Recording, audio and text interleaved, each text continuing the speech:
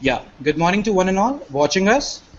Our group, the Indian Social and Political Dialogue, in its second segment, is launching a session known as India Debates, on which we will have some sessions held by the most held by the panelists who are the most active voices in the social media on the issues of social and political classes.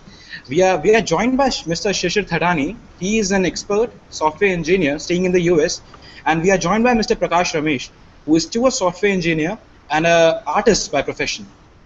The topic for the today debates is: does India really needs reservation, or should it is the time to curb it back? Let me give you a detailed example. Whether to have a reservation quota system or not is still a debatable question in India. The Indian constitution has a law for the same, and according to this, reservation has been made to bring the underprivileged class at par with the privileged class or the general ones. There are numerous reservations like reservations for women, reservation for physically challenged, reservation for economically backward class, reservation for scheduled caste, and etc. Though reservation is an evident discrimination, but it had been started with a very good objective of uplifting the socially backward to give them equal opportunities.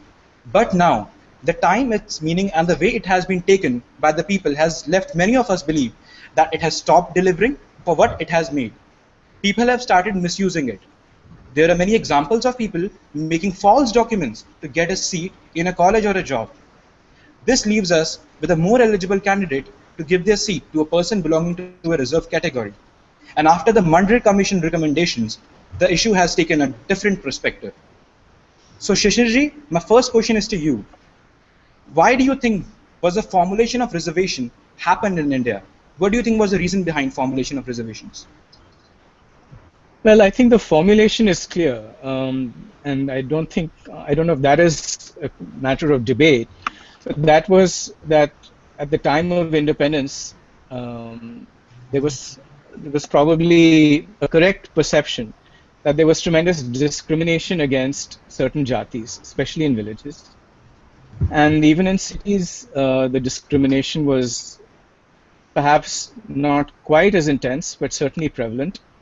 And it was hoped that by offering reservations to those who had been mistreated, that might create more equality.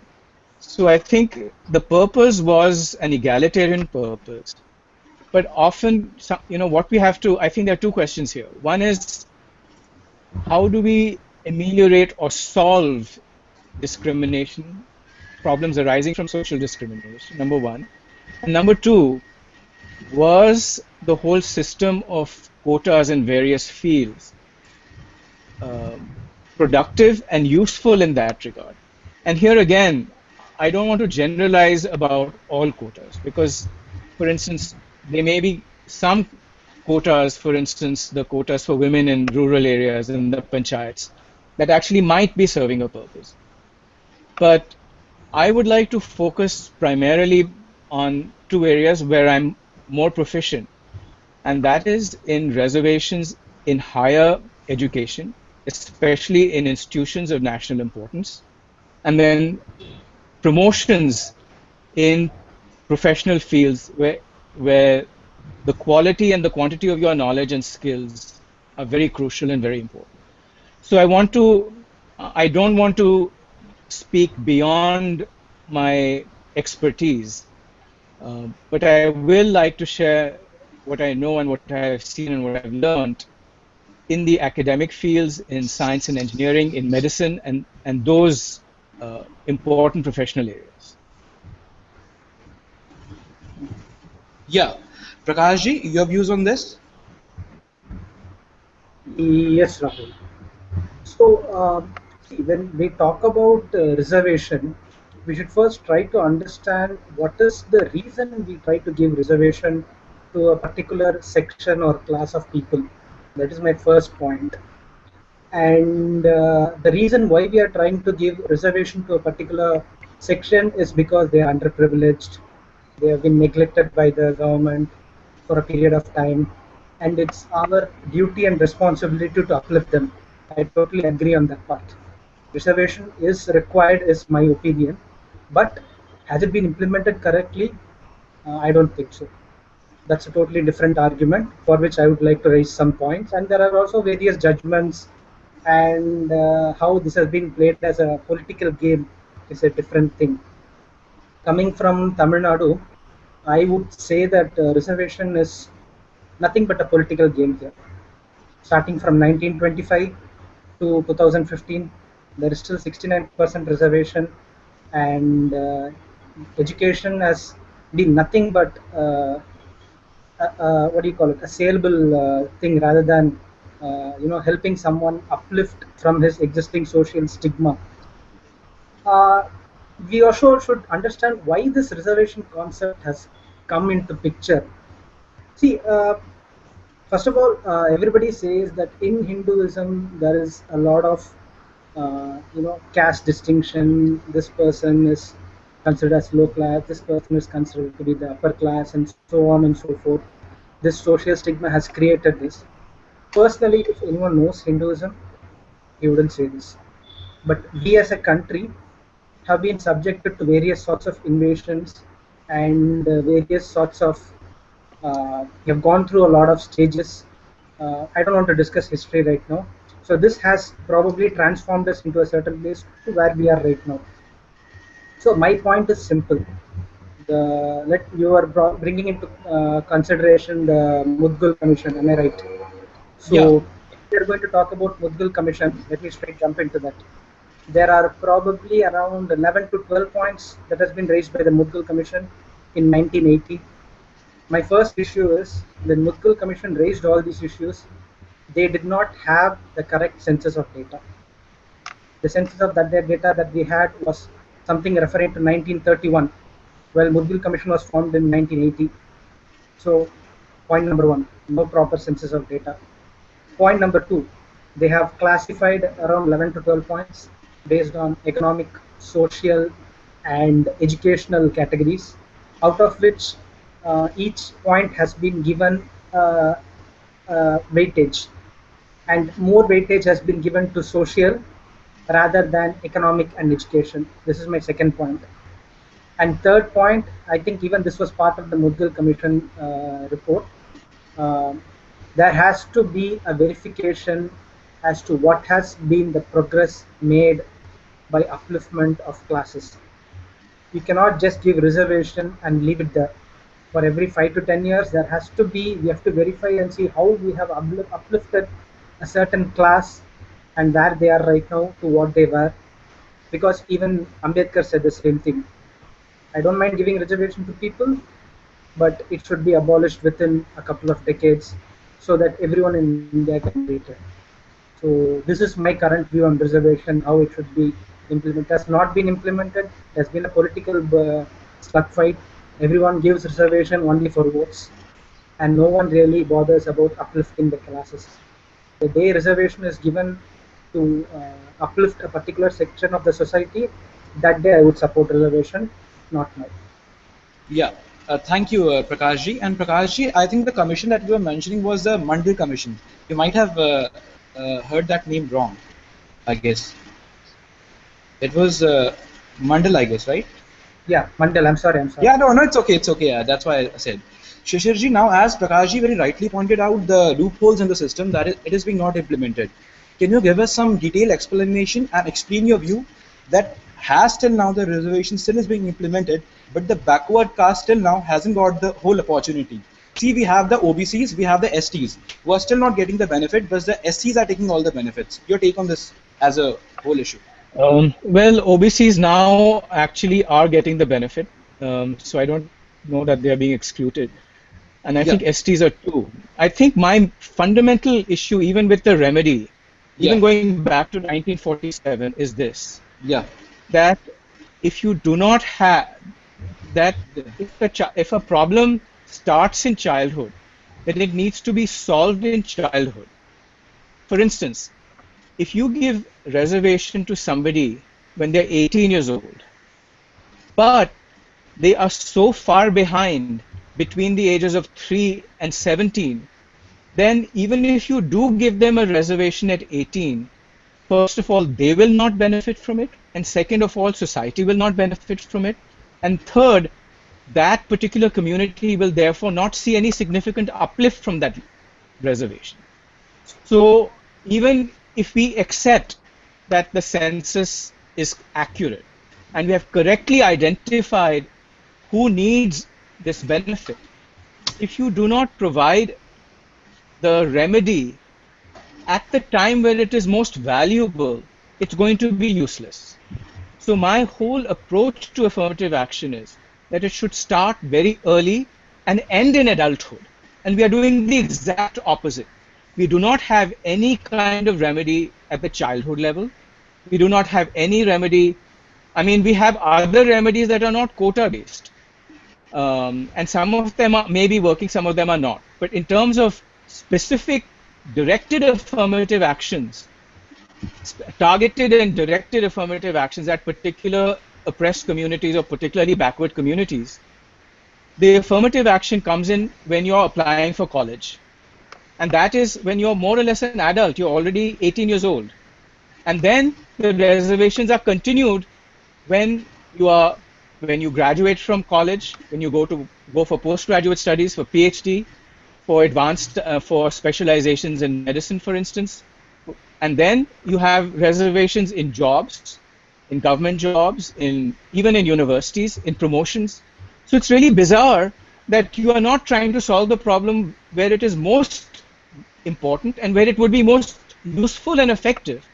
But then you are creating a bizarre quota system, which in fact introduces a new kind of casteism instead of eliminating casteism. So this is, to me, this is very important. That what the government should have done, even in 1947, even during the time of Jawaharlal Nehru, that even with the most sincerest objectives, and even if there had been no corruption, the time to have offered these affirmative action remedies was to a person in their childhood. And then we can discuss what kind of remedies would have been useful in childhood.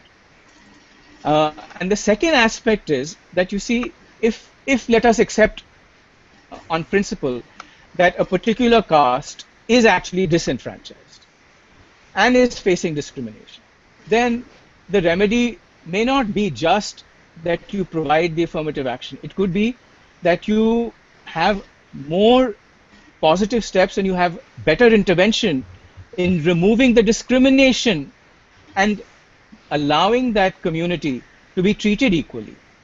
So I'm trying to say a couple of things here. One is that even if you accept that reservations are useful, I think they are not useful as in adulthood, they are useful in childhood. Second, there may be many other remedies which have been ignored, which might actually benefit the community on a larger scale.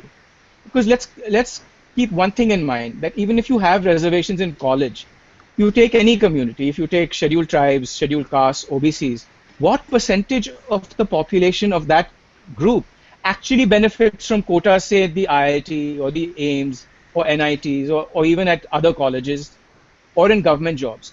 So what you have is a very narrow section of the community getting the benefits, and we are not seeing those benefits percolate to the rest of the community.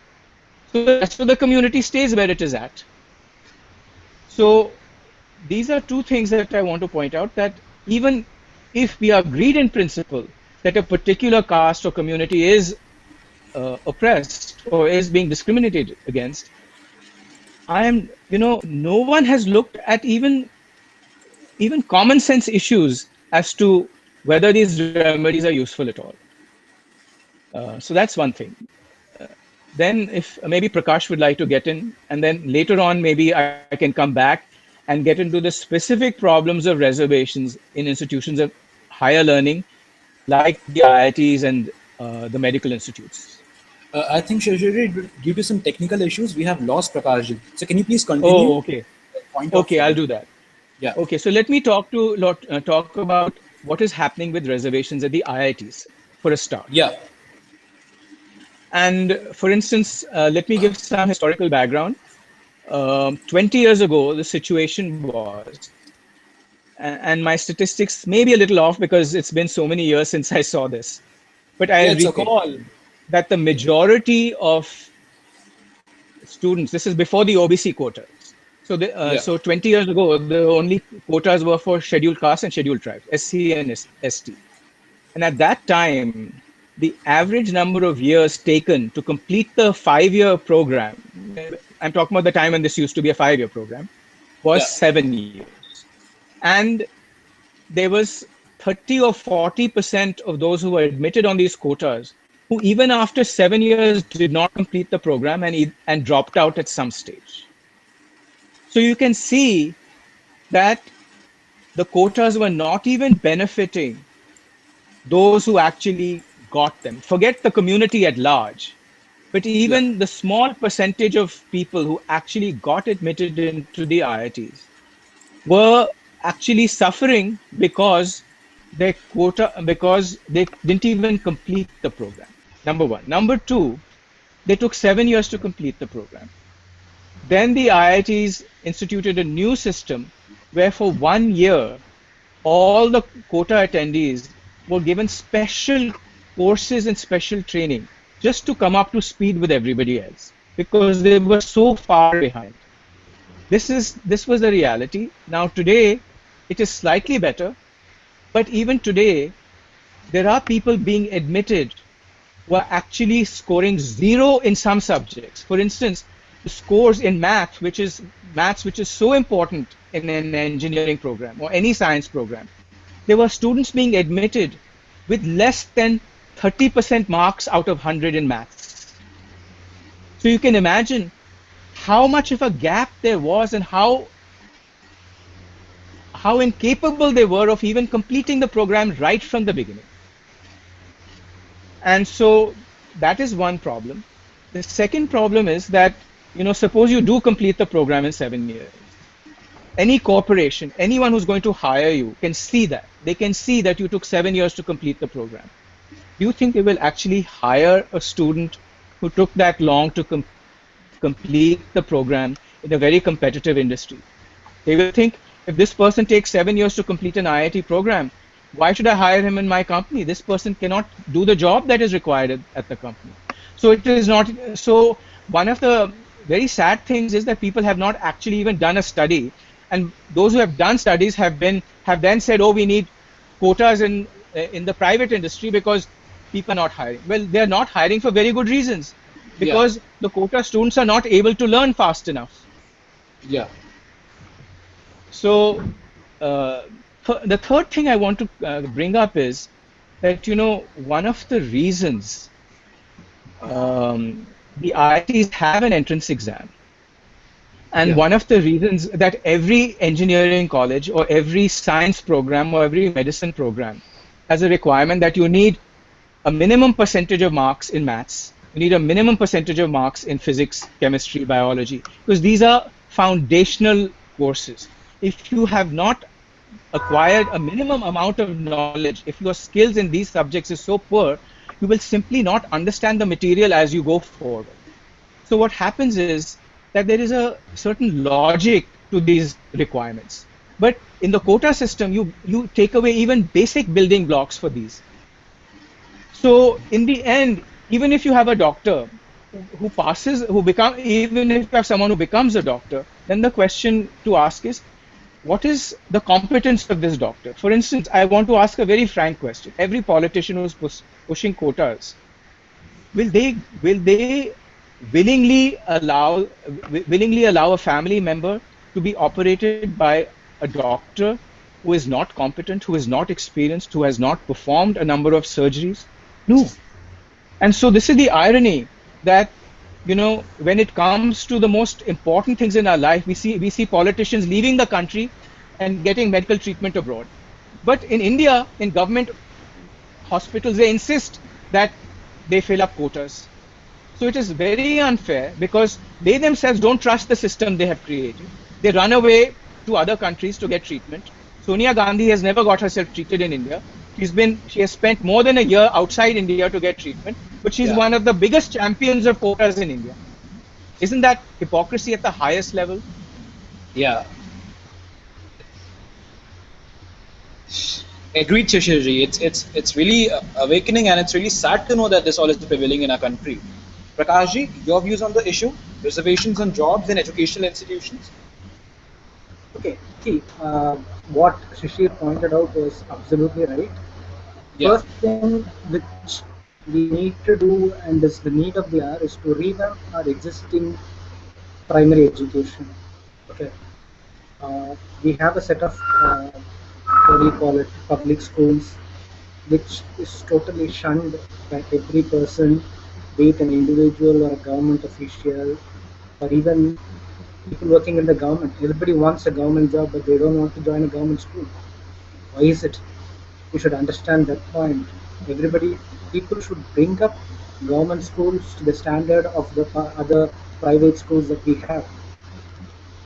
Revamp the primary schools which is in the under the government and make it up to a great standard.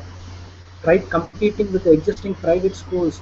Don't try to show them, don't try to make them run away to the private schools. And most of the kids drop out from the private schools not because they are not capable of handling the private schools. It's because the parents cannot afford after a certain point of time the private schools. So either they run back to the government schools or they just drop out and continue to work. And this again brings in child labor into the picture. So my first point is, as what Sushilji said, revamp the government schools, make it on par with the existing private schools. And once that is done, my other criteria for reservation is more weightage should be given to the economic situation of a family and a person rather than simply saying he's from A caste, B caste, C caste, so he's oppressed. But uh, if let us consider that scenario also, has all the SC ST quotas been filled? Hold our heart and say no, it has not been filled. This has been yeah, one of the biggest problems done by the government. They have not filled the existing SC ST quotas. SC STs are still SC STs. There is no way we are uplifting their social classes. And one other thing is what is happening is the SC ST colleges are in fact adding extra seats to their quota and selling it as management quota. So just because an SC/ST doesn't pay, you will have a doctor or engineer whose parent is rich and he can pay more. Okay, let me bring some personal example in this. Why I'm trying to say this whole scenario is, I am from a Brahmin community, okay, and I did not have a father at a very young age. So I faced through a lot of difficulties and challenges, but I belong to the forward caste community. And coming from Tamil Nadu, I have been affected a lot because of this, since this state is known to giving reservations from 1925, as I already said, and they don't really care about the general category. Okay, they are most worried about the votes, which in turn is coming through the caste. So what happened is I've got a certain percentage of marks. Say I got 80%. Okay, I was not a above average student. I was an average student. I got 80% marks. But when I entered into till my schooling, I was able to afford somehow. I came out from a very good school. But the day I got into college, the person sitting right next to me, okay, I had a discussion with him. So he was from a different caste. I do not want to name that, but so let me just. I just had a conversation with him. I told him, see, this is the percentage I got in DOT or some there was some exam for an head by an university, and he said, okay, oh, okay, he got 30% less than me, but he was sitting on the same bench, same class, under the same quota. So that was the first shock of my life. He said, you got 80% and you are in this college? I said, yeah, I belong to the general category. And he said, oh, okay, fine. If I had got your mark, I would have joined a better college. That shocked me. And his family was in a better economic scenario. His father was alive. He had a house of his own. All these three criteria were not satisfied me. But we both were sitting on the same bench just because he is from a different caste. See, this is the place where it hits. A person just because he belongs to the forward caste doesn't mean his caste is socially uplifted. Hence, he has to suffer. What My second point would be that economic situation of a family and economic situation of a student must be given more weightage. And third point, every 5 to 10 years, we need to do a review of the existing uh, uplifted communities. We need to know a percentage of people were there, they have been reduced to B or just less than A, maybe 5%, 10%, and this has to be reviewed over a period of time, so that at some point of time there should not be any reservations. Because at the end of the day, competition is the only thing which will make you move forward. If there is no competition, there are many people, you know, who just are stagnant and are just happy being where they are because they belong to a socially deprived community. And as Rahul first pointed out in this call, they have gone on to the extent of getting fake caste certificates Yeah. and you just get a seats. That's one other thing. And my last point would be exclusion of creamy layer, which is a very important point. This was, even though I think in 1990, after VP Singh government implemented this Mandal Commission, I'm not really sure, VP Singh government implemented Mandal Commission, this was never followed by any of the government. Nobody bothered to remove the creamy layer. I've seen people, IAS collector's son, judge's son, to still go into take their respective quotas and enjoy. That simply, just smashes the whole system, and these are the loopholes which are being exploited. If any government can give reservations only with the criteria of uplifting a certain classes, I am for it.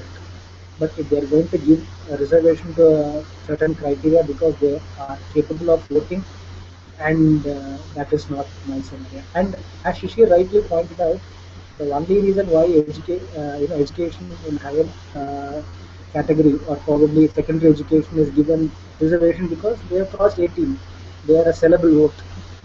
So you give reservation to them, they will vote for the party. No reservation, no votes. That's how this has been rolling in India. Yeah, Prakashji, whatever you said, and we are still facing all these problems. So now my question has two parts. The first question, my first part is: has the reservation long gone its utility, if it ever had any, or do we need to expand the sphere of reservation so that it can be modified in a way that all can be benefited? My first question is to you, Shishirji. These both points. I personally believe that the time for reservations is over. That first, that I don't think that, at least in two areas, I am for complete abolishment of reservations. That is in adult education. That is when it comes to education of any type in higher education, especially in science, technology, and medicine, because these are fields which require very important previous skills which cannot be learned or which cannot be made up very quickly at that level. The second thing is I'm also completely against quotas in promotions, because then it means that somebody who is the whole concept of merit then becomes destroyed. And India is a country with a very large state sector. We are a nation with a very large population. And one of the reasons that, you know, if you look at India and compare it to other advanced Asian countries like Japan, Korea, or even Taiwan, and even China to some extent, I think we suffer because, as it was pointed out by Prakash, when you have reservations, sometimes you can't fill them, so jobs go unfilled.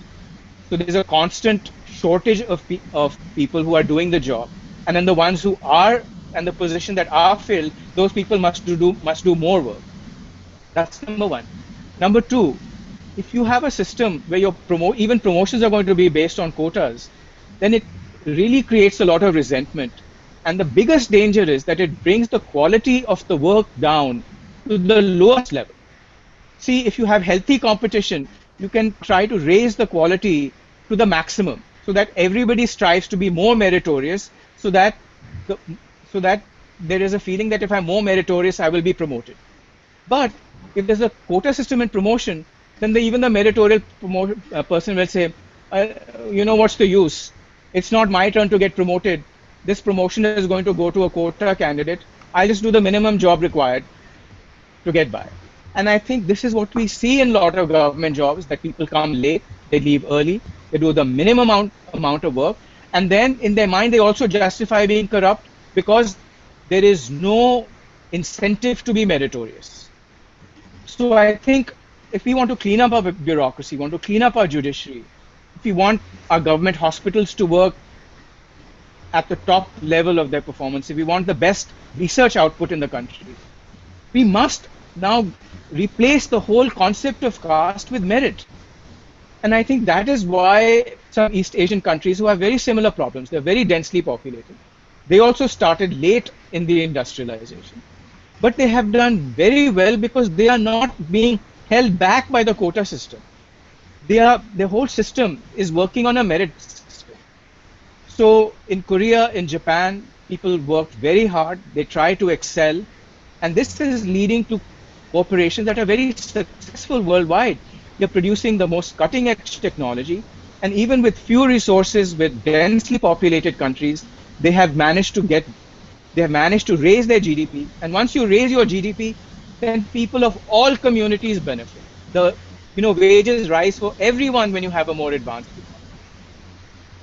So I would argue that if you look at it from a broad socio-economic perspective, when you have an economy that is growing faster, everybody's status goes up, everybody's income goes up.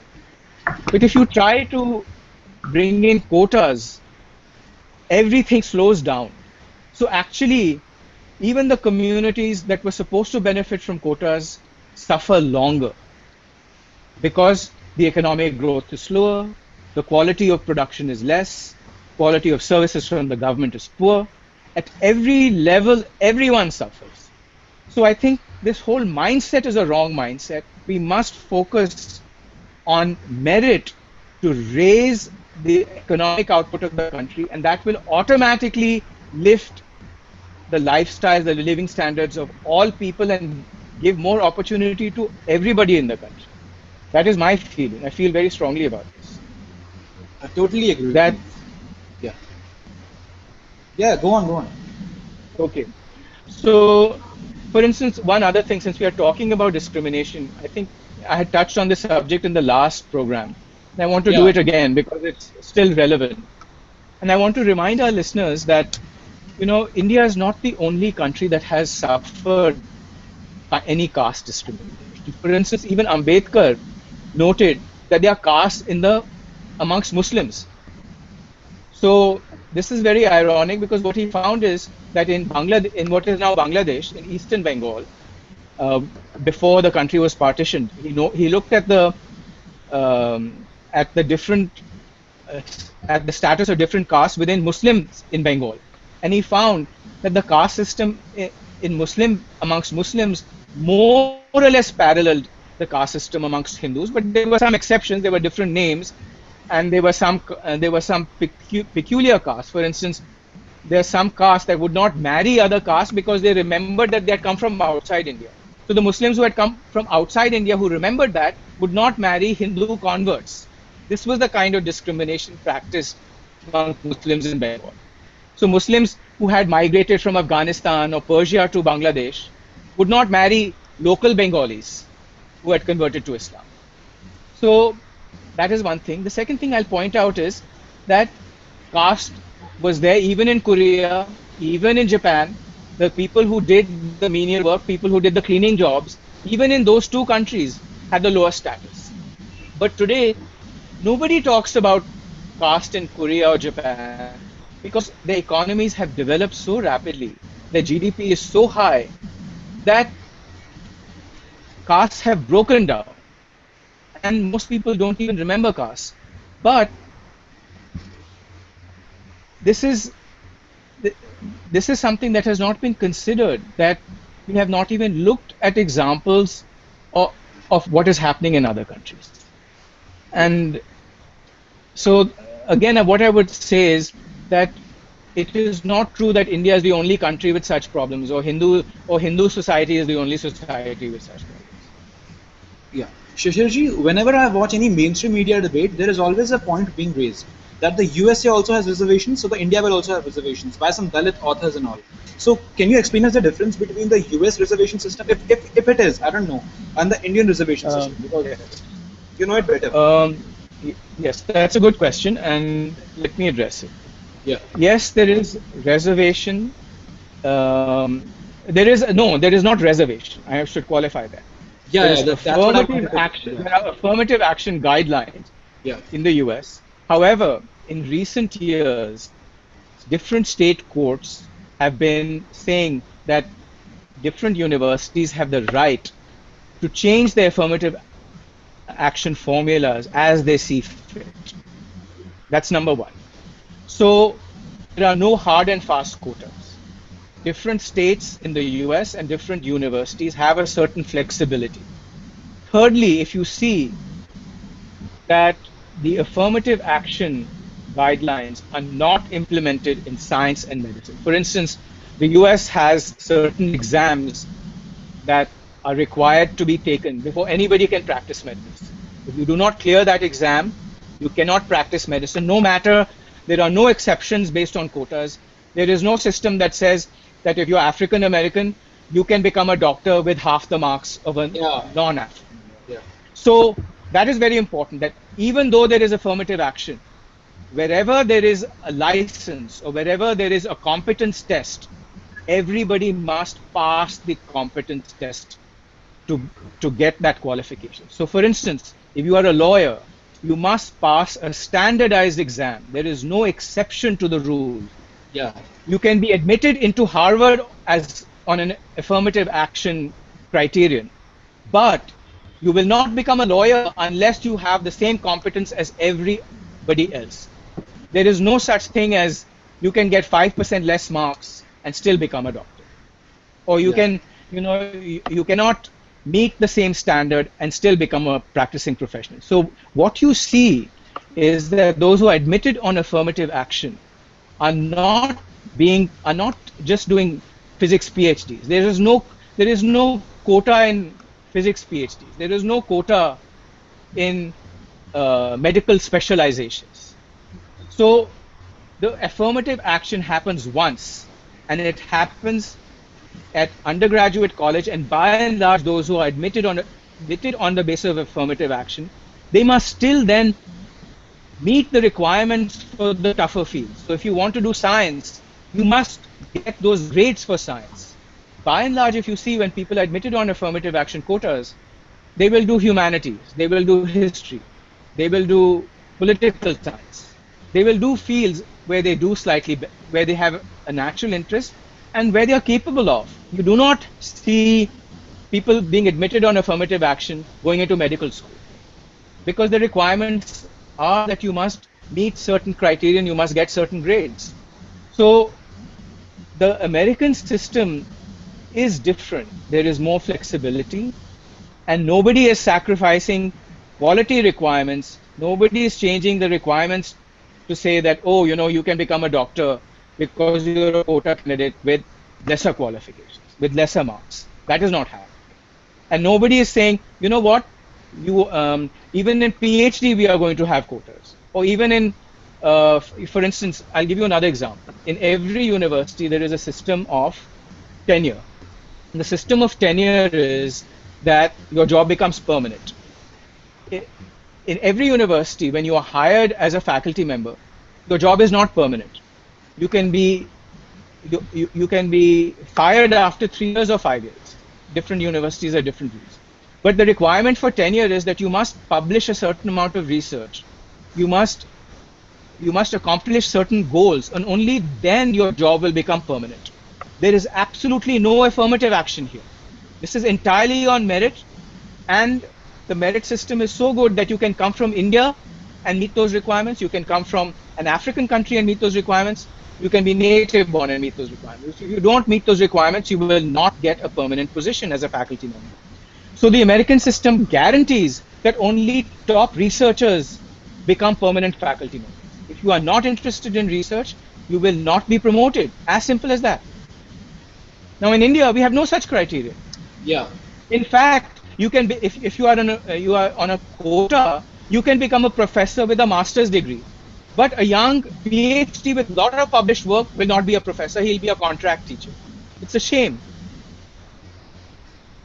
Agreed. Totally agreed with your So, viewpoint. Yeah. so Uh, pra- we must distinguish between the American system and the Indian yeah. system. The American system is not sacrificing merit the way the Indian system is sacrificing merit. Yeah.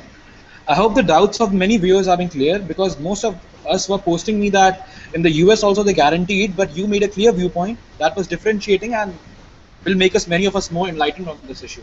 Prakash ji? So just one quick Yeah. clarification. One of the ways the universities meet their affirmative action guidelines is that Yeah. they will allow people from minorities, for instance, Hispanic and African students, to come to the university for a different set of courses. Yeah. So that is how they balance it out. So Yeah. maybe they will be admitted for sports. Maybe they will be admitted for theater. So Yeah. see, this is the thing, that universities have a very diverse uh, course selection on offer. So, for instance, if a university admits more students for, say, theater and art and music, then the quotas will be. So it's not like you have to provide all the quotas uniformly across every field. You can, for instance, let's say your goal is you want to admit 10% or 5% from a particular community. Maybe more of them will be admitted under sports scholarships or sports programs because they're doing well there already. So that's another thing I want to point out, that, for instance, Yeah. a lot of black athletes will be admitted on a sports program, like a physical training, or, a degree in uh,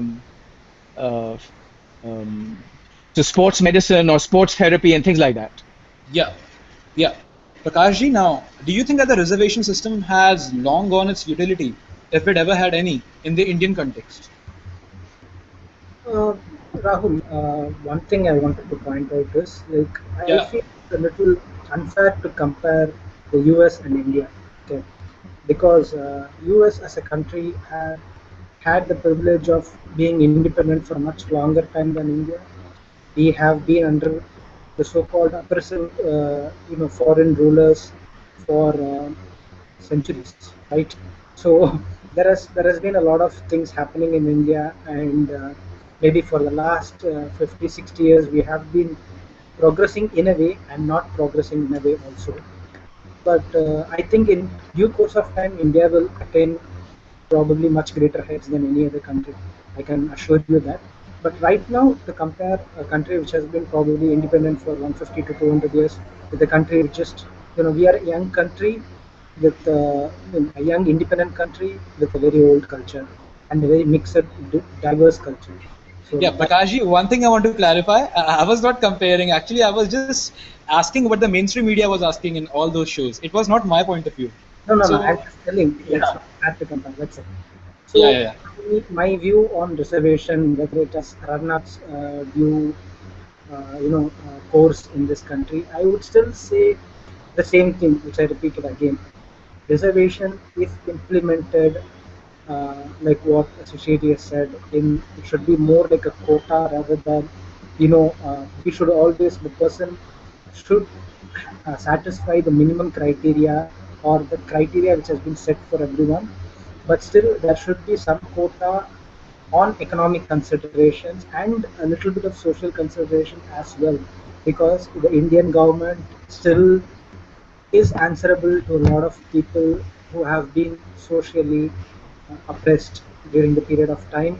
But if done with the right way and the right attitude, rather than just viewing them as vote bank, it would bring about a much bigger change in India, is my personal point of view.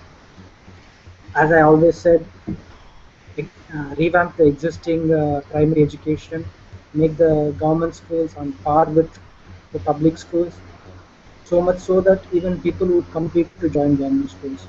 First point. Second one, reservation should be based a lot on economics consideration as well, rather than just caste. Because I have myself have sponsored the education for a for a guy.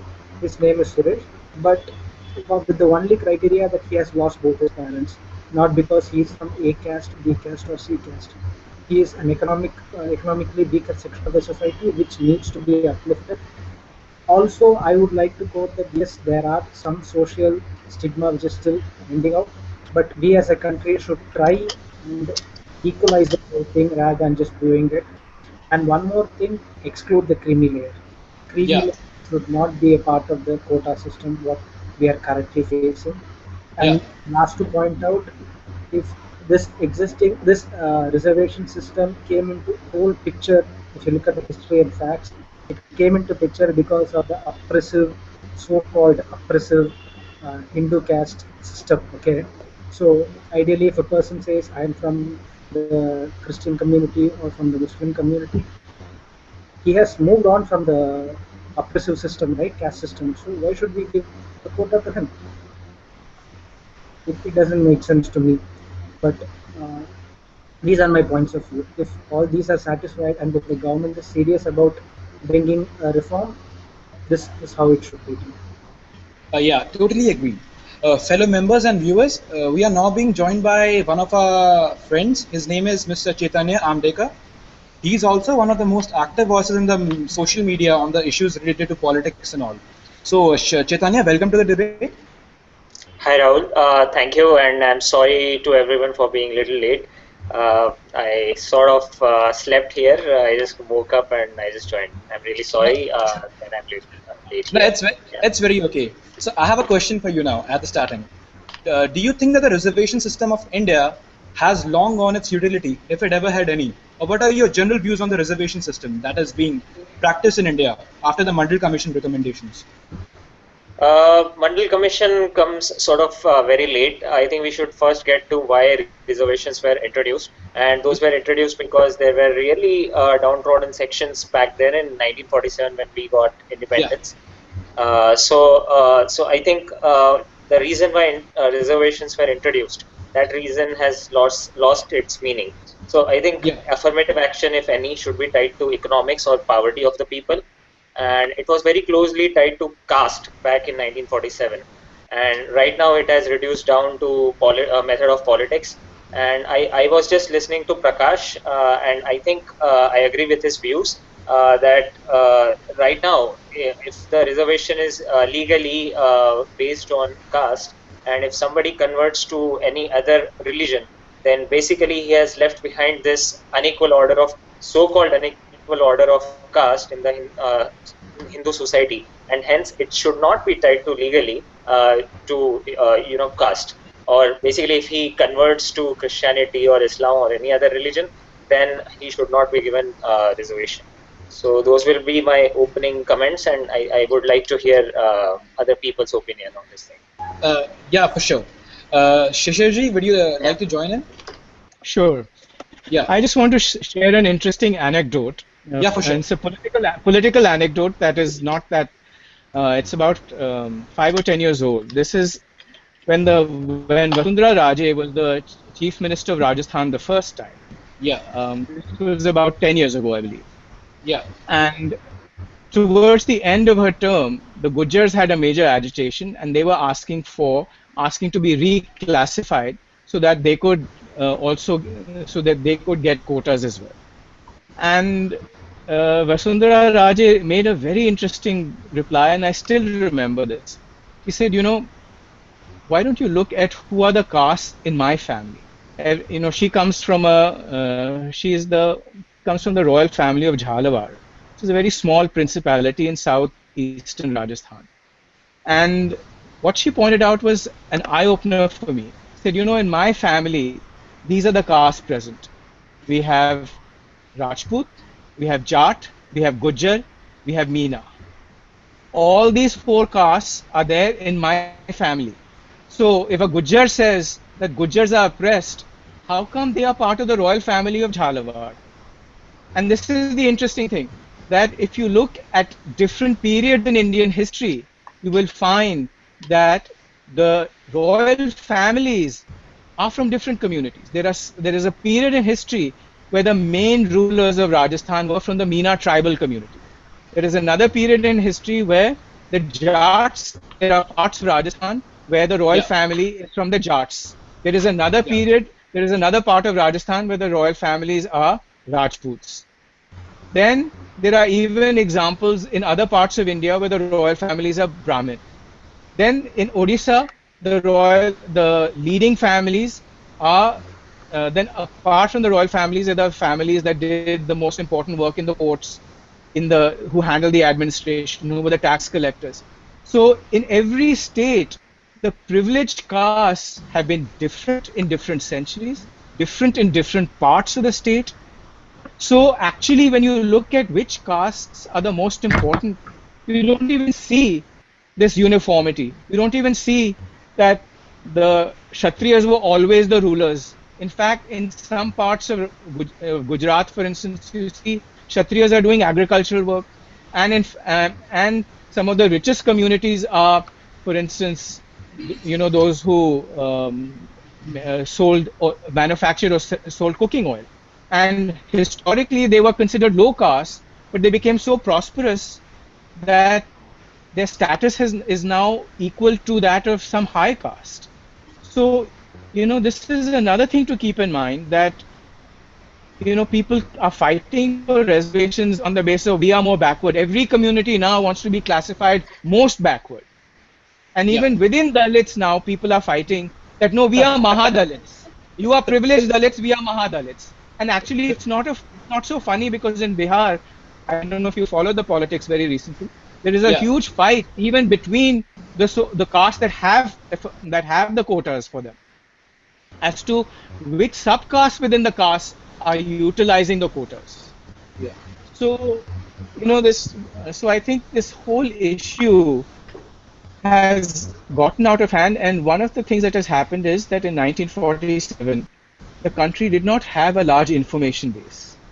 Today, one thing that has happened 65, no, I mean, 68 years after independence, is that there has been so much research, so many papers published on these things. We know much more about our history that we did not know 50 years ago. And I think if we put all that information together, we would come up with a picture both of history and of the requirement and of the need for social remedies. The whole mindset will have to change, because how can you come up with the best solution if you don't even have all the facts in front of you? You don't even have the whole truth in front of you. What can you do? Yeah. But as Prakash said, if they must be, as I personally believe that in certain fields there should be no reservation at all. However, Yeah. I do think now I do want to talk about ameliorating the problem of poor candidates. This is something that happens in the US too, that there are scholarships for people based on their incomes. There are people who economic criterion is a factor for admission and for how much you will pay once you are admitted. And for instance, there are different remedies in US universities. For instance, you can get a teaching assistantship so that for 10 hours a week, you will get a salary and you will do some grading work, you will check assignments, you will do some academic work that you are skilled and trained for already.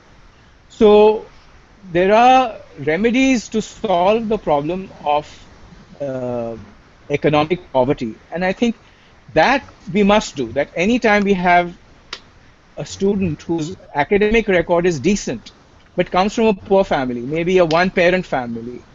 For instance, some time ago, I visited a slum where a family help was living, because every time I go back, I always visit our old help because I'm close to the family. So I had gone there, and our old family help's son, he introduced me to his best friend. His best friend was a Brahmin boy, and he brought up exactly the issue that Prakash brought up earlier. He said, what am I to do? The quota is there based on caste, but some of the people taking advantage of the quotas are living in big houses in big colonies, having their own businesses. They have two cars in their house. They are getting the quotas, and I, whose mother works as a cook in somebody else's house, I don't have a father. I'm living in a slum. There is nothing for me. And he's absolutely right.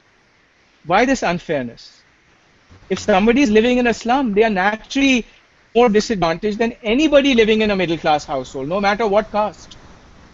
So this, I totally agree with this point. I totally agree with this point that, how can you leave out a child who has grown up in a slum or grown up in a one parent family and give a special privilege to somebody else? It's very unfair. Totally agreed with you, Shishirji. Now we'll have a last question. It will start from Chaitanya, Uh, go on to Prakashji, then it will go to Shishir. Is that okay? okay. Fair enough. I just wanted to add to the economics point just a Yeah, couple for of sure. things.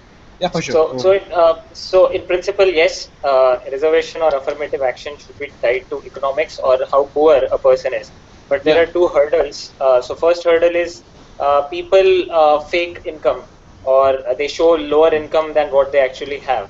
So that's one big problem for implementing it in India because yeah. uh, but with the Aadhaar card, if Aadhaar card becomes ubiquitous, then probably this problem will be solvable. And second thing is, of course, getting consensus on changing the law into economics or base the law on economics. That will be the second challenge. So these are the practical difficulties. In principle, that's what I always felt, that it should be based on economics, but it's really difficult to get it done politically. And second part is of course implementation, and we need to identify properly like who is really poor, and that's a different and difficult problem in itself. Yeah, All totally right. agreed. And the question is starting from you, Chaitanya. The question is, Yeah. should the caste consciousness measure not eliminate caste consciousness? I repeat, caste conscious measures cannot eliminate caste consciousness. Do you agree with this statement or not? And why? Um So, I'm not sure how you are defining caste consciousness because caste consciousness exists at two levels. So one Yeah, thing is people tend to use it for social purposes. So when they want to marry or they want to look for any kind of social relationship, the caste exactly. angle is at the back of their mind. So Yeah, even like Shishirji was mentioning, even among Dalits, Dalit, Mahadalit, all this distinction exists.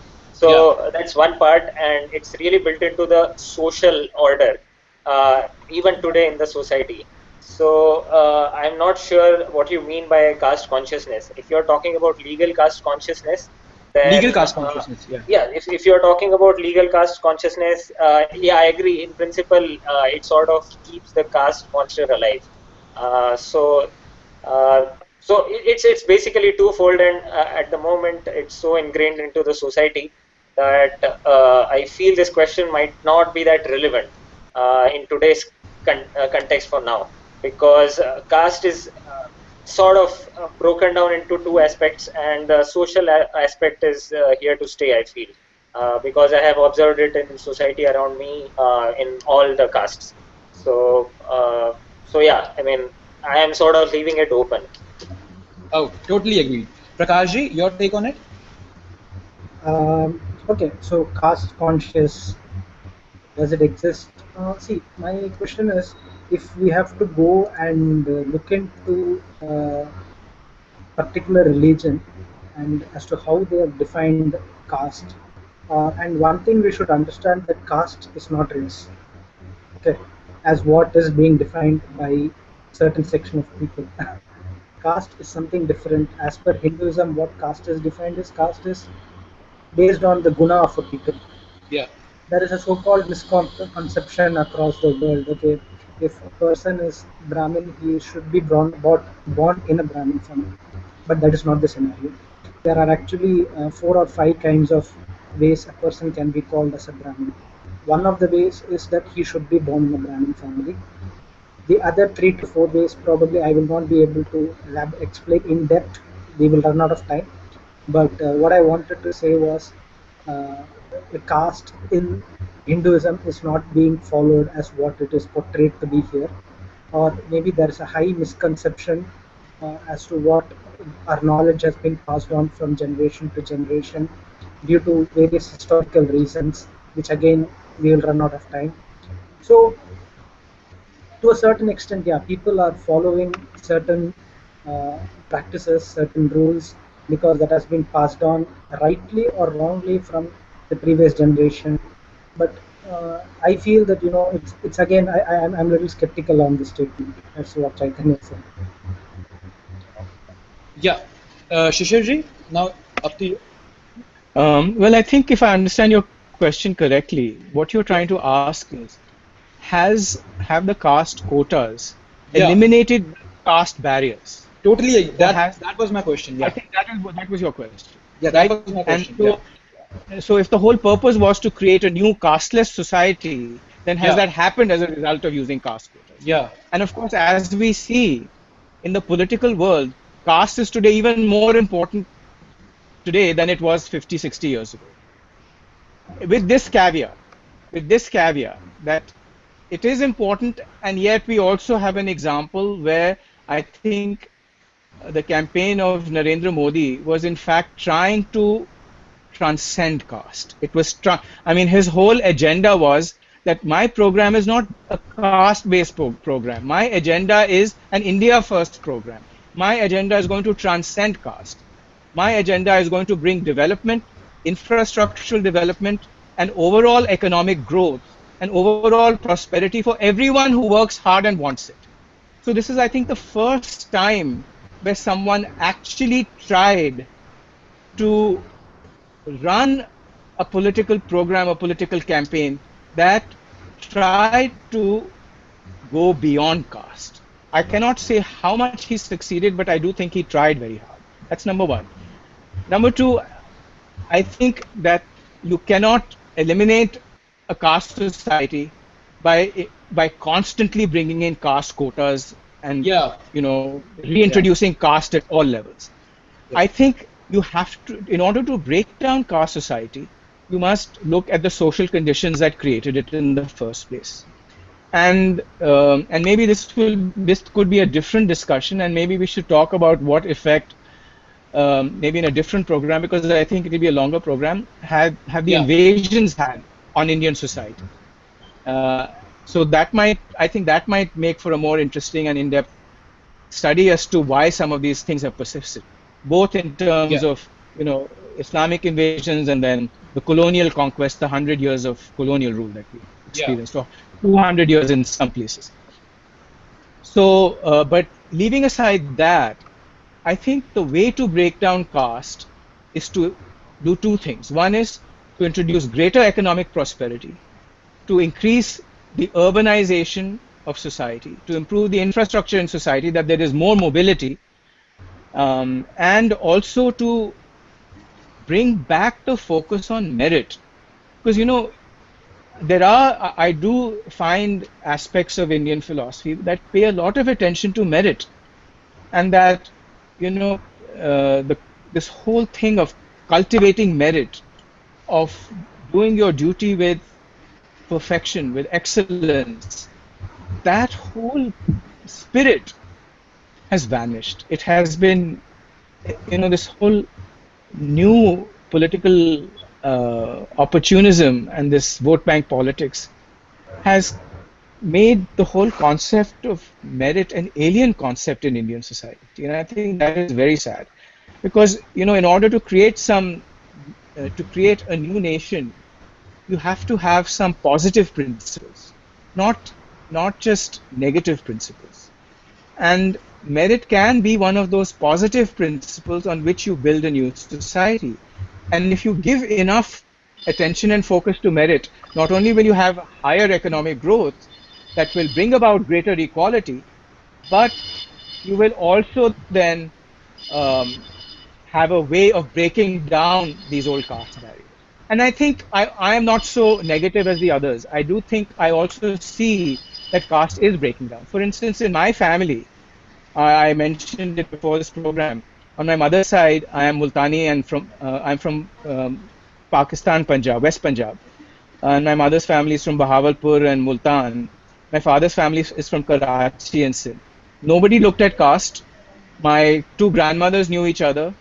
My parents met, they fell in love, and they got married. And I'm not exaggerating, but if I look at my Sindhi cousins, not one has married, my immediate Sindhi cousins, my bua's children, not one has married another Sindhi.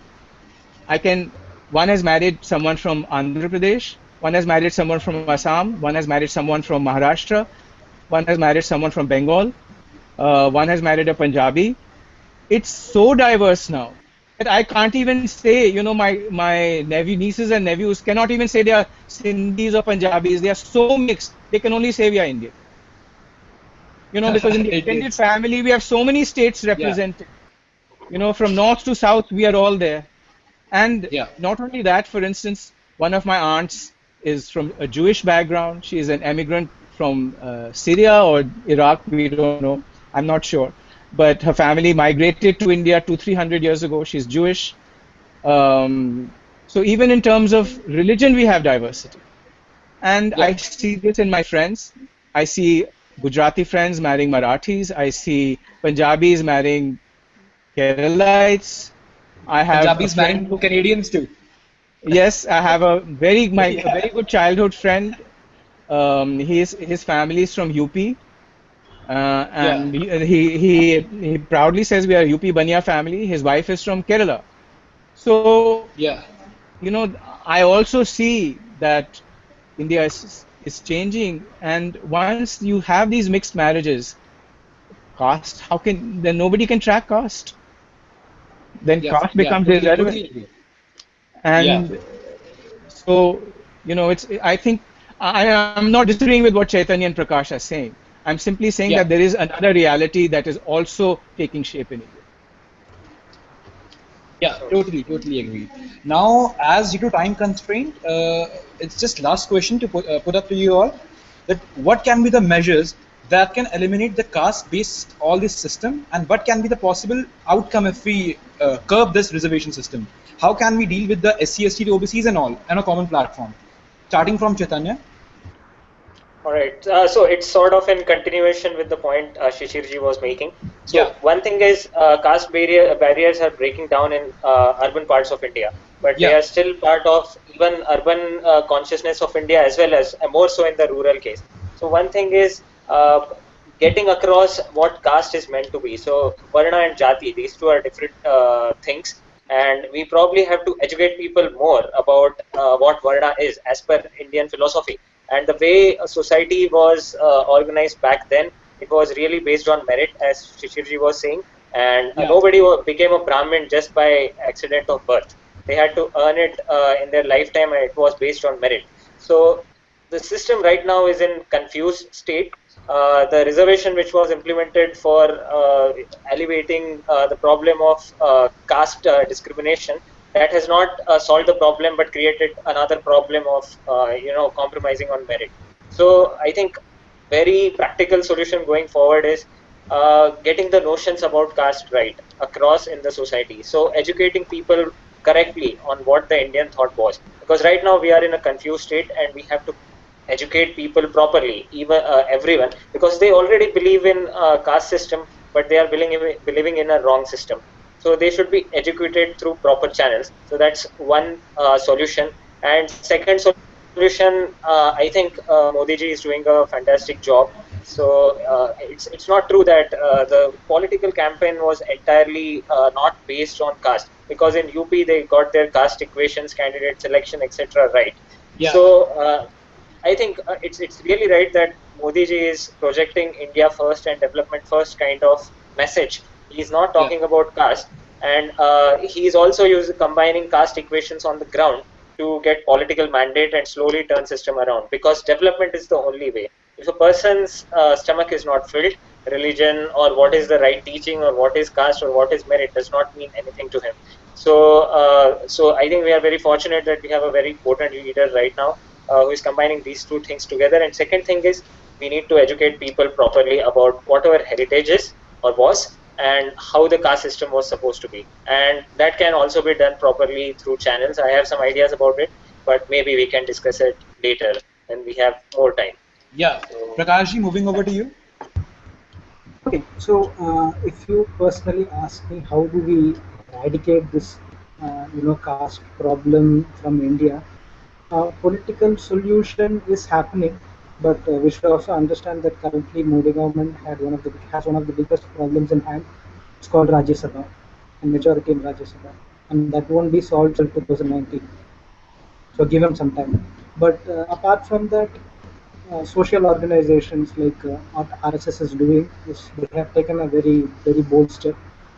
They have implemented this. I mean, the recent annual meet of RSS had laid down some following points. I've even posted a post on this. Uh, the first one is to go to all the villages and educate people as to what is the meaning of caste. And the first point is to eradicate untouchability. And the second point is for all the villages to say that there is one well system. Everyone who wants to drink water, drink from the same well. And one graveyard system.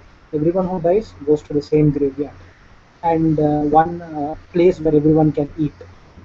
Sama Bhojanam, it's called. So these are various things which are being brought by RSS at the village level. That is the place where we have to target to educate people and what India has culturally and traditionally been holding on rather than what is being perceived currently. So if we educate them about all these things, I believe the present caste system can be eradicated because my belief is a couple of centuries back there was no such confusion. Right now, what is present, it's totally because of the historical events which have taken place. And as I said, it will take a whole another debate to even talk about the historical evaluation. So Yeah. I don't want to bring that into consideration. Okay. Thanks a lot, Prakash. Now moving over to Shishir sir. I'll offer a slightly different perspective, Yeah. and that is that I think I'll go back. I've been hinting at this several times, and I think the main issue is economic progress. That is, that if you have more infrastructure in villages, that brings villages closer to the cities and towns. If you provide for more mobility, and if there is, and third, there has to be more economic opportunity. So I would focus on some of those things, and I think there too, as Chaitanya and Prakash have hinted, that if the economic growth rate picks up, if the spending on infrastructure, on railways, on roads, on waterways picks up, then some of that will happen. But before I finish, if there's a little time, I want to come to the land bill. Right now there's a huge political debate on the land bill, and there are two strategies. One, the strategy of the opposition is to stall, stall, stall, stall, stall. And the strategy of the opposition is that unless you solve every problem of every existing farmer, you should never acquire land. And I want to give a different perspective on that. And it is Arun Jaitley has alluded to these things, and I'm just going to do it in my own way to the extent that I understand. One of the things that we are seeing, which nobody is talking about, is that the share of the GDP of agriculture in the country has fallen to 13.7% in 2011. Now it is 4 years. The rate at which it is falling, my suspicion is that today it might only be 12% or even less. I'm not sure, but it is definitely not more than 12 or 13%. That means that when you have that percentage of GDP contributing to agriculture and allied activities, you should not have more than that percentage of the workforce working in that sector. Correct? So one of the things that has to happen is that a greater portion of the rural population has to now be employed in industry or the modern economy, the service sector, or some other source of income other than agriculture. Now, yes, you can try to raise the agricultural GDP, but that is not going to happen unless, again, you use more advanced scientific methods, you introduce more technology. So I think I really think it's very important that we somehow the BJP government manages to overcome this opposition and pass the land bill, because without the land bill, we cannot accelerate the rationalization of the workforce in this country. We cannot bring the rural workforce into more productive sections of the economy. When the rural workforce moves to more productive sections of the economy and their wages go up, for instance, let's say that a big town comes up near a village, either because there is a new railway line built there, or because a new industry sets up, or maybe there's an agro processing unit that comes up, or maybe there is a chilling plant that can store the agricultural produce. Whatever modernization comes up, new jobs come up, that will lead to new urban facilities. It will lead to medical facilities. It will lead to new schools. And we see this, that wherever the schools in the urban areas, however bad they are, even the government schools are offering a better education than schools in remote villages. For instance, this again, I'll give you a very real life example from my family in Delhi. I was in Delhi for 2 months, and my mother has some help coming home because she broke her wrist, so she needed somebody to help her. So her daughter is going to a government school, and she is just going to give her high secondary exams. She's probably just finishing them, and she wants to go to a college. And not only does she want to go to a college, she wants to go to one of the better colleges. She's already chosen which college in Delhi she wants to go to, and she's very confident she'll get the marks. So this is a lady this is a young girl whose mother irons clothes for the neighbors. She has a redi, and she's a neighborhood press wali basically. So she is going to a government school, and she is getting a good enough education that she can aspire to go to college. So you can see that there is this social mobility in urban areas. That hardworking people in urban areas, their children are enjoying opportunities which their parents did not. So, and you see this across the board. I'm seeing, if you look at people who have, if you look at the engineers in the space program, the mission to Mars, one of the engineers grew up in a village in I forget which town in UP, and so he graduated from high school in his village. He then won a scholarship to the NIT, and he studied at NIT Jalandhar, and then from NIT Jalandhar he was admitted into the Indian space program, and then he became a scientist and a programmer for the Mars mission. So you can see that if you have access, or if you are, if you are near urban areas, then you have enormous opportunities to move up and join the middle class. So I think that is another thing to look at, is how do we speed up programs that will bring more infrastructure facilities to villages, that will move the excess workforce from villages to more productive jobs, and through connectivity, both through internet connectivity, through road connectivity, we will connect more people to the modern urban economy. I think all those things will help. Yeah, totally agree. Actually, on these all issues, we totally need a different debate, and we'll for sure have a 2-3 hour debate on these all, because these issues can't be summed up in a small line as well. Yes. So in the last, I would just like to make one point on the issue that I raised on the caste consciousness measures that cannot eliminate caste consciousness. I would like to just say one thing on this. See, the logic use caste to achieve a colorblind society is an assault on common sense, I feel. It is similar to the proposition that prepare for war in order to have peace. We can't have it all on one go. See, the caste conscious measures will never eliminate the caste consciousness that I was raising in that issue. To count by caste, to use the means of numerical equality to achieve the end of moral equality, it's counterproductive. For the count by the caste is to deny the end by the virtue, but it means. The means of the caste counting will not, cannot issue an end where caste does not matter. So by this, I would like to end this segment of the debate. We had a very productive debate, joined by the three esteemed panelists, Mr. Shishir Hatani, Mr. Prakash, and Mr. Chaitanya. Chaitanya ji joined late due to some technical issues, and we'll for sure post some next social issues again and again, and next week we'll bring some more healthy topics and some more new faces to the debate. Thanks a lot for the viewers joining in, and I want to thanks all the panelists who joined in and spared their precious time for this debate. Thank you all. And have a great day ahead. Thank you. Thank you, Rahul.